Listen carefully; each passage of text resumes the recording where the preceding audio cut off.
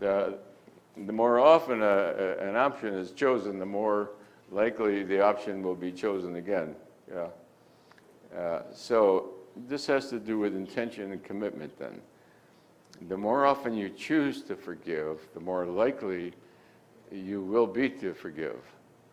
Even though statistically the options are mathematically the same, the likelihood is that consciousness, because of its own nature, because you choose a certain option, you are more likely to choose that option again.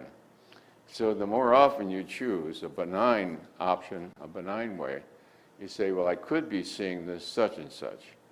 So if you get into a negative thought or a negative fix, you ask yourself, well, how could I be seeing this?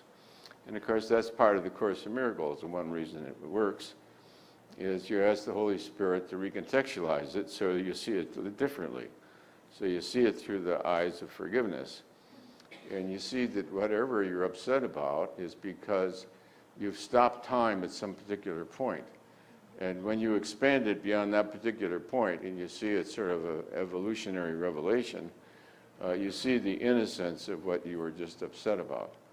So what you're really asking God to do is to recontextualize the way you're experiencing and comprehending the situation.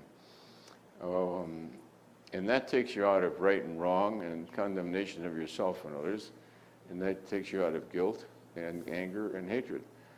So the recontextualization then is done as an option because that's your commitment to be that way.